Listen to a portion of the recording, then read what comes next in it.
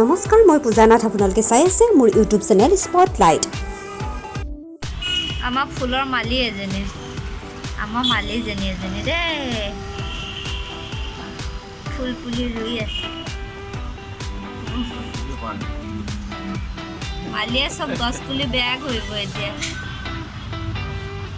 দেহা জন্মতে জণ্ডিছ হৈ আহিছিল আৰু তেতিয়া ডক্টৰে সূৰ্যৰ ৰ'দ ল'বলৈ দিছে। সেইটোৱে হৈছে জণ্ডিছৰ একে মূল ঔষধ বুলি ক'ব পাৰি। সেইকাৰণে আপোনালোকে আজিকালি জণ্ডিছটো জন্মতে হোৱাটো এইটো নৰ্মেল হৈ গৈছেগৈ। সেইকাৰণে আপোনালোকেও টেনশ্যন নল'ব আৰু ৰ'দত একে খালী গায়ে তেল চেল সানি পেলাই ৰ'দত ৰাখিব। সেইটোৱে হৈছে মেইন ঔষধ। পাহেঁতেন কি ধুনীয়াকৈ ৰ'দত খেলি থাকিব পাৰিলেহেঁতেন, নহ'লে অসমত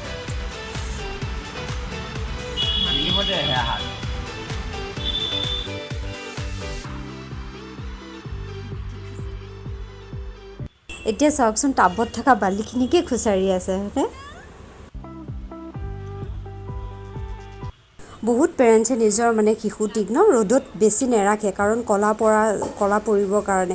শিশু সময়ত এইটো সময়ত সিহঁতৰ গাটো ক'লা পৰক বগা পৰক এইটো লৈ টেনশ্যন ল'ব নালাগে।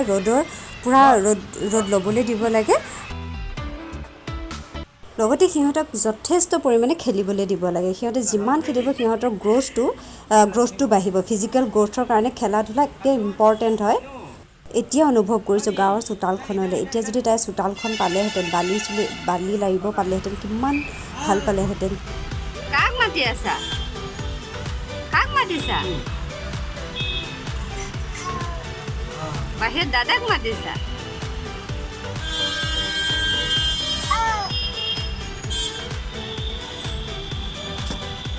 থৈ দিলে যা, আকৌ থৈ দিলে যা, আকৌ থৈ দিলে যা।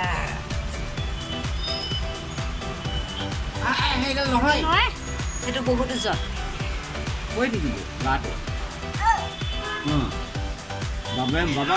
বাবা মাৰিব।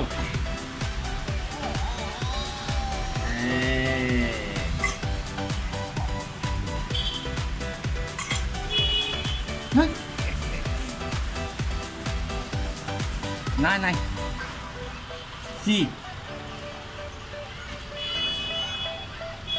দেউতাই ক'লে এতিয়া খাব কাৰণে গোটেইজনী ক্লিন কৰি দিব লাগিব।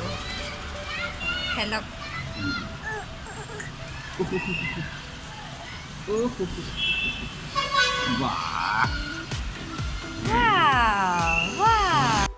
কি খালী গাত ৰ'দটো লাগক বুলি কাপোৰ খুলি দিলোঁ।